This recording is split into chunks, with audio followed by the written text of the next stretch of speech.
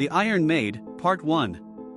I think the most extraordinary event which I can recall took place about 5 years ago.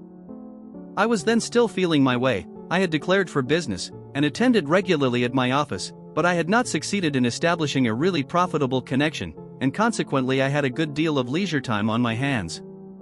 I have never thought fit to trouble you with the details of my private life, they would be entirely devoid of interest. I must briefly say, however, that I had a numerous circle of acquaintance, and was never at a loss as to how to spend my evenings. I was so fortunate as to have friends in most of the ranks of the social order. There is nothing so unfortunate, to my mind, as a specialized circle, wherein a certain round of ideas is continually traversed and retraversed. I have always tried to find out new types and persons whose brains contain something fresh to me. One may chance to gain information even from the conversation of city men on an omnibus. Amongst my acquaintance I knew a young doctor who lived in a far outlying suburb, and I used often to brave the intolerably slow railway journey, to have the pleasure of listening to his talk.